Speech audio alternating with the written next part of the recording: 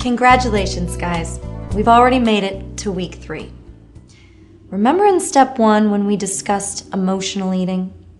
This is an area that almost all of my clients struggle with. So if it's a personal challenge for you, you're not alone.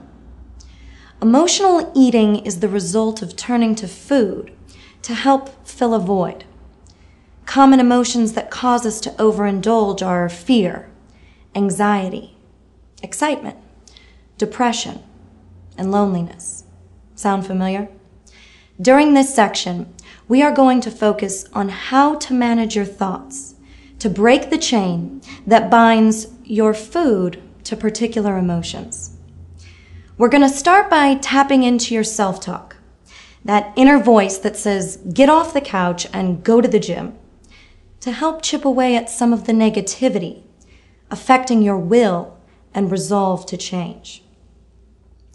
Thousands of thoughts go through our minds daily, and you may be surprised as to what some of those thoughts are. I want you to answer the following questions as honestly as you can. What are your best qualities? What don't you like about yourself? Are you kind, caring, and warm? Do you do things for others? Better yet, do you do things for yourself? List 3 attributes of a good person. Of those 3 attributes, how many would you consider to be characteristics of yourself? Let's take a look at some of your responses. How many of your answers were negative? The goal of self-talk is to change these negative statements into positive beliefs. For example, let's look at your answer to question number 2. What don't you like about yourself? I'm going to guess that your answer may have included something to do with your current body weight or body image. So how can we make that more positive?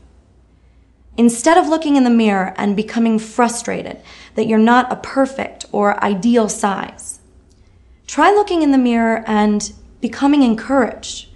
Notice the changes that you've already begun to make. Your clothes might fit differently.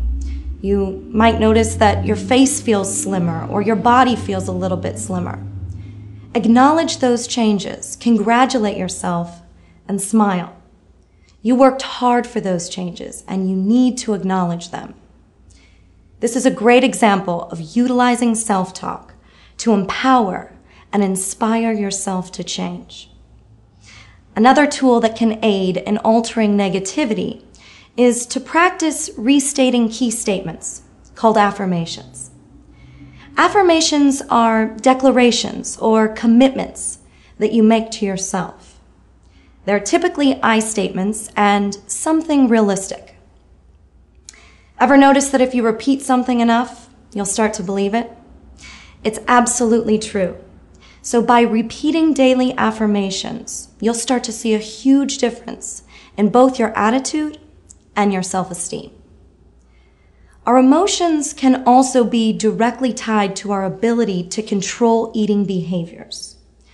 The next time you start to feel overwhelmed by your emotions, I want you to walk through the following process. You can start by identifying the emotion you're feeling. What is it? Then, I want you to identify the origin of that emotion. What caused you to feel that way? Was it a boyfriend? Was it your family, a friend? Then sit with that feeling. Actually allow yourself to experience it. You can then validate your feelings and act on your emotions. By walking through this process, you'll start to see some trends emerge. And one that we're looking for in particular is whether or not you reach for food to help cope with your emotions. If so, the next time it happens, I want you to stop yourself and ask what it is about that particular food that brings you comfort.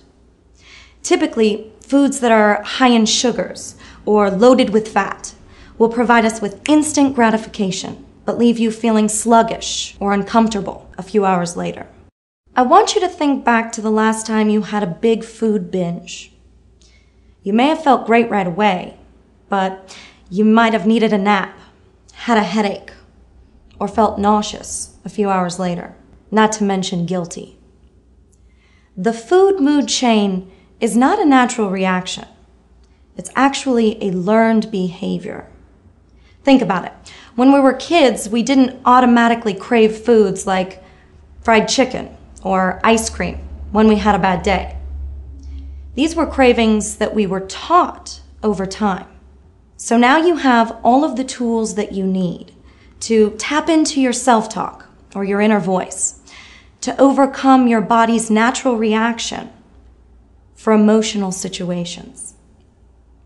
The best way to break the food emotion chain is to understand that food only offers a temporary solution and will typically lead to a never-ending uphill battle. You eat because you're upset, and then you feel even worse about yourself, so you turn to food again, only to gain even more weight. I know the cycle, but I also know that you can break it. If you can master this step, you are well on your way to making huge lifestyle changes that will impact your health tremendously. So, I challenge you guys. Remind yourself why you're here and use that as a motivator to keep you going. Thank you so much for joining me for this section, and I will see you next week, where we will discuss how to improve your self-esteem and learn to love your body. Thank you, guys.